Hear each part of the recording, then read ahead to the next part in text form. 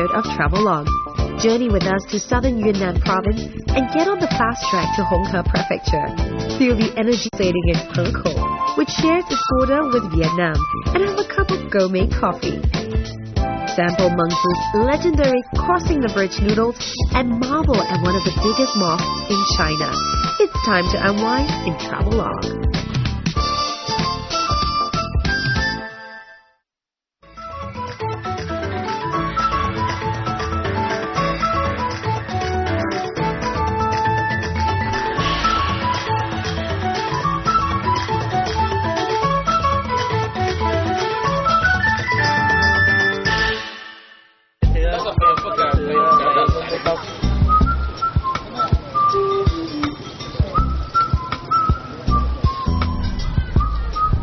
This is China over here, and that over there is Vietnam. Now this bridge separates the two countries, and there's lots of interesting cross-cultural trading activities. We're still in Hong He Prefecture, and instead of heading down south towards Vietnam, we're going to be going up north. I'm Greta Georges. Welcome to Travelogue. We drove from Jinping and spent a restful night here in He. He lies on the southern tip of Yunnan province and shares its border with Laotie, the northernmost town of Vietnam. The Red River bisects China and Vietnam here, and so it's little surprise that you can experience Vietnamese culture in China's He. Some of the spots are even run by locals from across the border, so there's no need to trek over for a real taste of Vietnam. Being a border town here in He definitely has its advantages. You can get across quite easily on foot to Vietnam, and you don't have to mess about with planes, buses or trains. Now you can get on day tours and just whiz through. Now you do want to check though your visa requirements, because you don't want to leave these things to the last minute. This border town not only facilitates the flow of people, but trade, which is rapidly growing. In 1895, He launched its trade port, and by 1910, when the French built the Kunming-Haiphong Railway, international trade boomed. Cargo and goods passed through He, and the two governments work hand in hand to promote business. Since 2001, annual border trade fairs were held alternatively in He and Laotie. The many Vietnamese shops dotted He are hallmarks of this cross-border entrepreneurial spirit. There is an enterprising gung-ho way here. The Vietnamese can literally shoulder huge stacks of goods, balancing precariously on top of each other. Morning counts as the busiest time for trade and eases off by noon. This is a Vietnamese food street, and it's just directly behind the market. This really reminds me of my travels back in Vietnam. Just the people, the language, and the smell of the food. Stomachs rumbling, it's time to fuel up on delightful Vietnamese cuisine. These women are cooking up a storm, and it's easy to satisfy your curiosity and taste buds as the food is being freshly prepared right in front of you. Yeah, this is really awesome, and these are really just representative of what Vietnamese cuisine is like. Just very light and flavorful. Oh, I can't wait to get started on lunch. Did you cook this? Did you cook? You cooking? Yes, 可以. Very good. You'll find a good wife. Do you have a wife? No. Good Vietnamese man who can cook very well. This Japanese tourist enjoys the climate here and says the ambience is different from the China he knows. Yes, it's different. All right. Yeah. Oh, I love the zesty lime. Yeah, throw it in there. It's beautiful. This place is like a haven for vegetable lovers. Lots of fresh vegetables, broccoli, lots of vitamin C from the limes. We like vitamin C, don't we? Really good stuff. Fresh from the ground. Nothing beats that. Another thing that grows fresh from the ground are these gourmet coffee beans from Vietnam.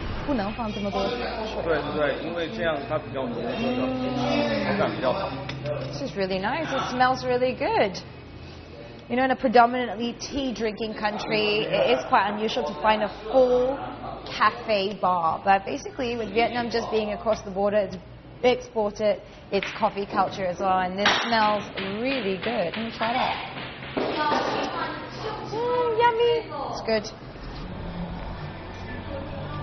Heko is such a bright, dynamic place. You know, just like any border town, it's kind of rowdy. It's got people shouting, wagging their fingers, and everything just seems a little bit more chaotic and messy. And I think that's the way it should be, because it makes this town interesting and dynamic, and you just feel a sense of eagerness of people who want to learn about each other's culture. They trade, you know, they speak each other's languages, and the best part about it for me is that I get to shop here in Heko without having to even leave the border, and I get a good cup of coffee as well. All in all, Heko is a great place to get your daily necessities or other conceivable shopping needs.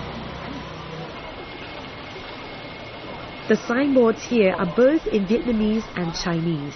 Shelves are filled with products from both nations. The variety is as hot as its climate, and aside from Vietnam Street, there are other shopping lanes round the back, all of which is a stone's throw from the immigration checkpoint.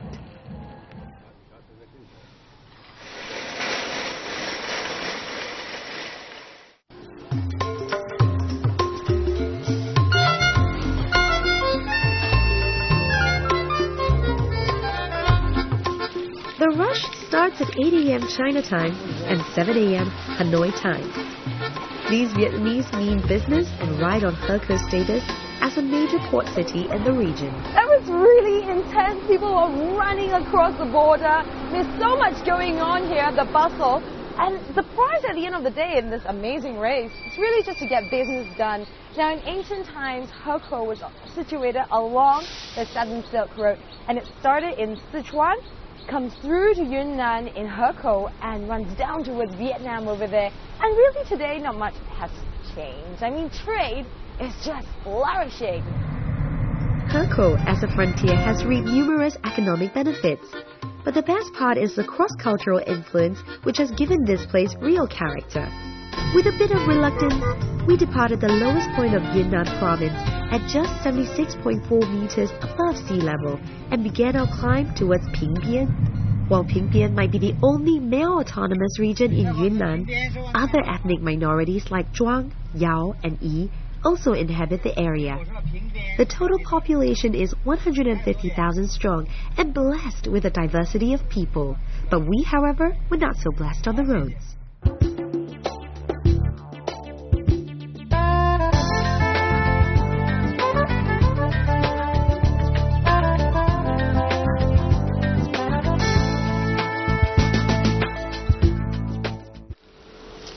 Looks like there's a situation going on over there.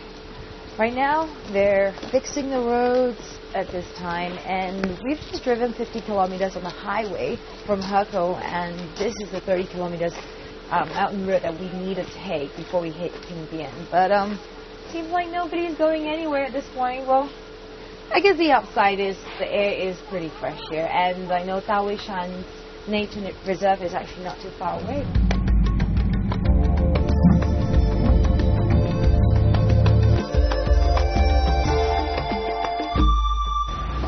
Oh gosh. Ooh. Oh, more air is just coming out of there. Oh gosh. It's such a drag.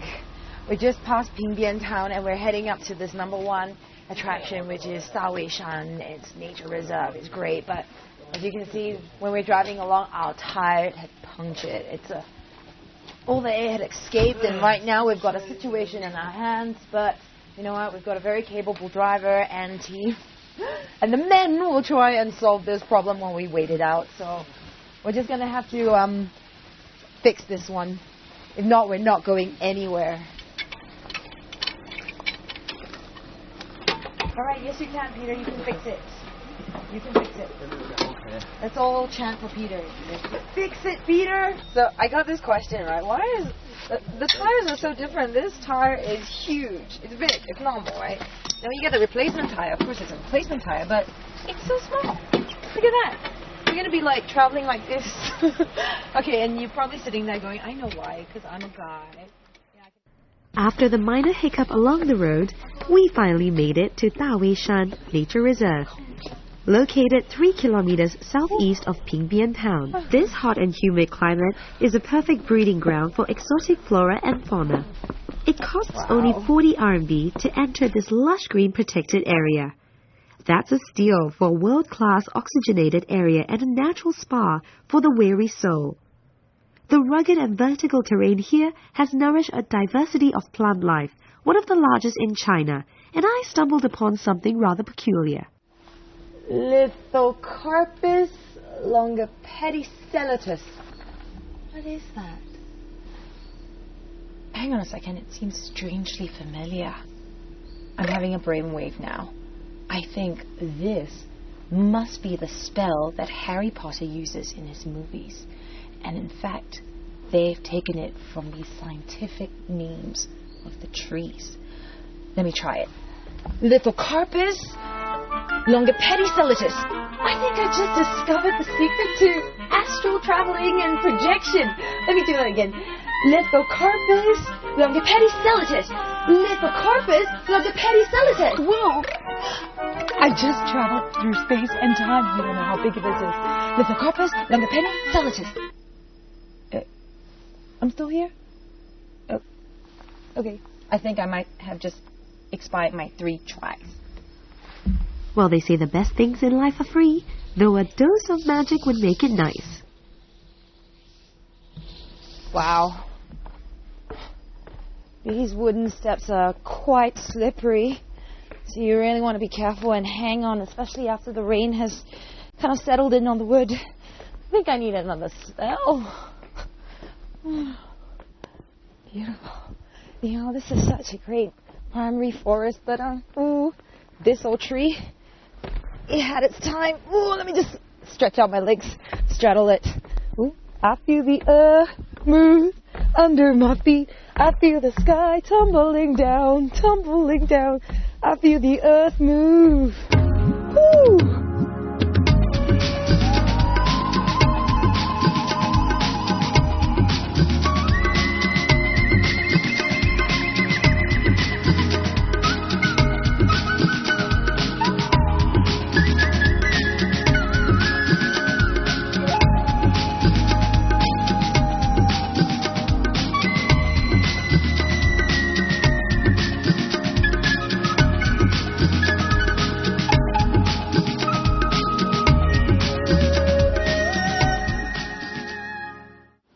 We only had time to visit Daoishan Nature Reserve in Pingbian, but it's left a green impression on me with its wide variety of flora and fauna. Accommodation in this town was a comfy bed and a decent hot shower. But before we leave, it's time to shop. How? Director, can I borrow 300 kwai from you? Fantastic. You know, sometimes even in a small place like that, I can't really understand them, but money is the language. All right, this is a really good deal. 谢谢你. I got my purchase. I'm going to have to return my director $300. But I don't think it's an impulse buy. This is such a beautiful skirt. Everything is handcrafted. You know, this place is the only male autonomous county in Honghe. And to be able to walk into a shop like that and get something so authentic is not an everyday thing. So I think sometimes you just got to trust your womanly instincts. Now, this place is just filled with so much color and diversity. And what I really enjoy about it is that even though I don't really understand everything they're saying to me, but they just have that sense of honesty. Yeah. I think I paid a good price, isn't it? It was an honestly good price.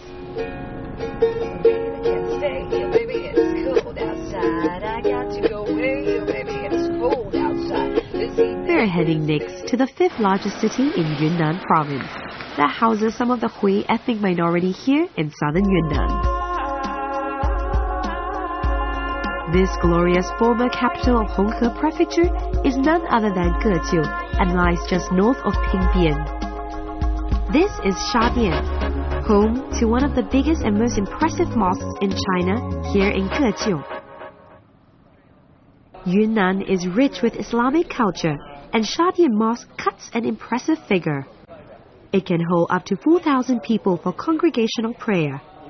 Shadian has even earned its reputation as Little Mecca in southern Yunnan, because many Chinese Muslim students from here went to Egypt for their studies.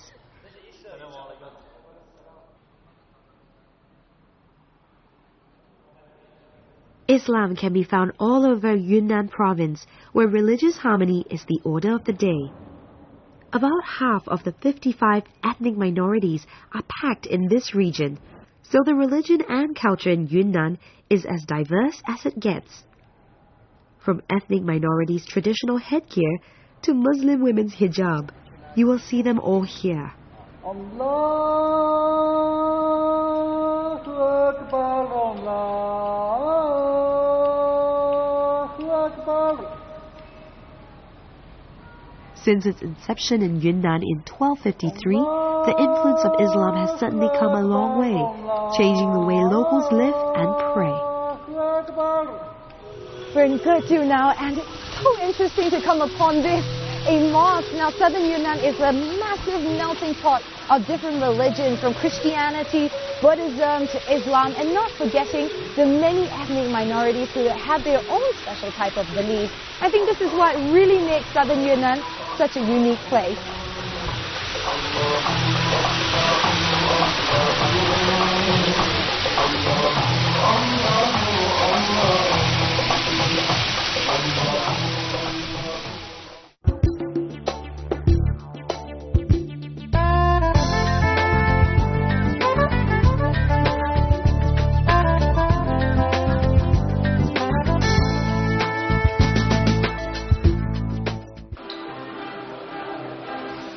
Ketu has its roots as a mining settlement and is built around a lake on top of a mountain. The mining of silver began here as far back as the Yuan dynasty some 800 years ago. The tin industry developed steadily in the second half of the 18th century, and to grasp its full glory, this is the place to be. You can watch the craftsmen in action here, working their magic.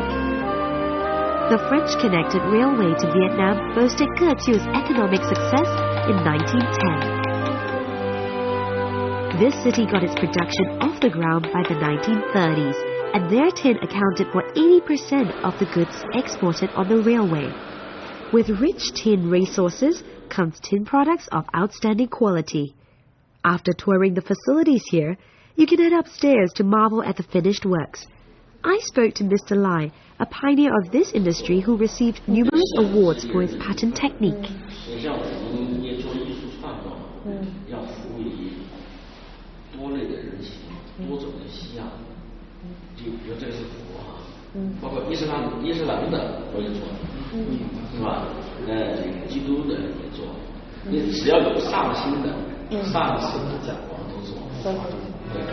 Pewter, a tin-based alloy, is considered to be the fourth most valuable metal after platinum, gold and silver. If you're here in Ketu, it's the perfect gift. Durable, long-lasting and easy to clean, whether it's used as utensils or jewelry.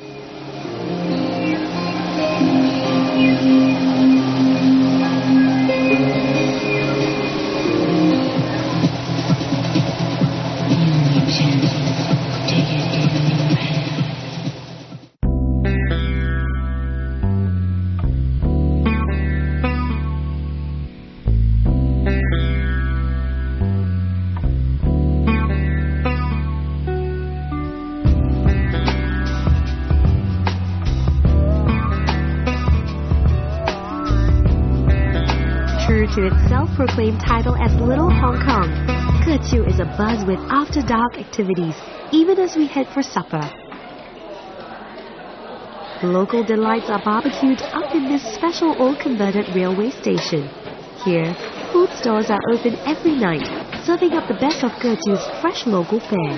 Now, this is an old train station in Ketu, and it's been transformed. Instead of having platforms, you've got barbecue pits. But that's quite a lot of food, so let's share the love. Peter, do you want to come over and try some? Let me introduce you to Peter. He's our trusty camera assistant. I've had 3 kinds of bugs from her, so I think this is a bit too small for you because you're a very tall guy. Let me get you something special. 来试一下. Like this. It's a big, fat, raw worm. And it's raw, yeah. So I think you should try some. Me? Yes, of course. Here. Let me get one for you. Oh, In this little saucer. How delicate is this? Here you go. The highest honor to my guests. Please have some. How is it? Really? Yummy. Really good.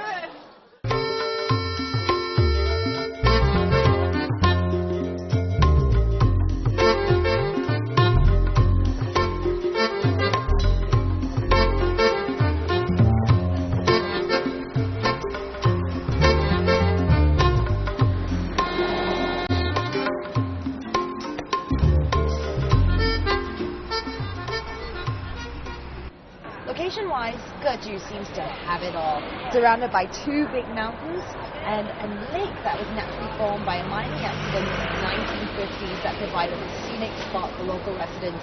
But most of all, it's prosperous because of its abundant tin resources.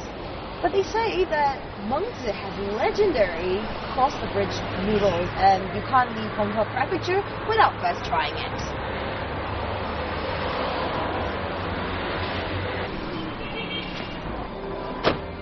We just spent the night at Geju, which is that little Hong Kong because of the bright lights, and in 30 minutes time we've just driven down to here, Mengzi, which is more famous for crossing the bridge noodles, and you can see this massive huge pewter bowl over there that describes the story, and basically the tradition here is to eat it from a huge bowl. So that's what we're going to be doing for brunch.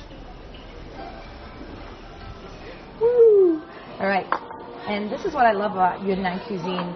They've got edible flowers, and this is chrysanthemum. So we're just going to top it off with these flowers. And voila, there you have it. Your very own guoqiao mi xian. And this is a signature dish from Mengzi. It's good. Select time. Mengzi has just become the big brother in the neighborhood, as the prefectural government has moved its premises from Geju to here. And the wealth transfer has seen gleaming landmarks, but nothing beats a blast from the past. In 1886, Mengzi's heyday was colored by its importance as a trade center for the French Convention. The French left behind their architectural mark here, but the most important one of them is this. Bizhezhai. This is the earliest railway station in Yunnan, and once a significant stop on the former Yunnan-Hanoi Railway, built from 1901 to 1910 by the French.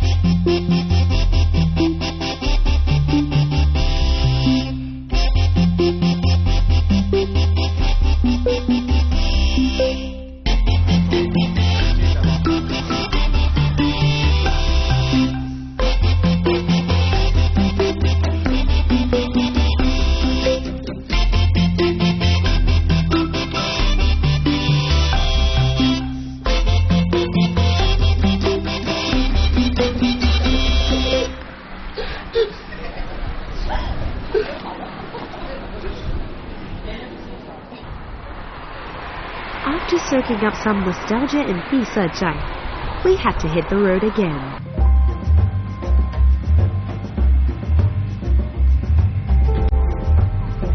Mila, our next destination, is just 3 hours north of Mengzi. We wanted to include Kaiyuan, but we knew beforehand that its attractions had been demolished, and it's now up with new spanking developments. Unfortunately, we had to drive swiftly past Kaiyuan to make it to Mila at a godly hour. At least we've got to say our goodbyes, and perhaps better luck next time. With Kaiyuan thriving as a new industrial town, lots of big trucks head this way frequently. That was rather annoying for our driver, as he constantly got the powerful high beams from the opposite directions. Our driver's verdict? Try to avoid driving on this stretch in the dark. He said the road conditions were not optimum, to say the least.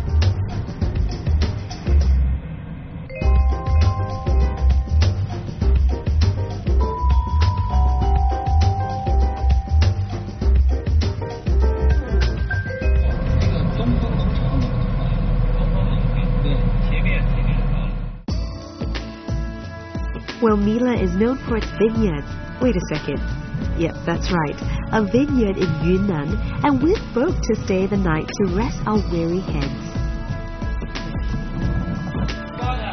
We're here! Yay! I'm so drowsy. We've been driving 3 hours on the road from Mengzi to here. And it's a vineyard, but right now I just want to get some sleep. I know it's beautiful, it's going to be great, but right now really we need to just get the accommodation sorted. So let's see. Oh, this looks really nice. We're going to be staying here for the night. Look, it's a bar. Maybe I'll just get a nightcap before my sleep tonight. Hello, Ni hao. Hi, Ni hao. Check in.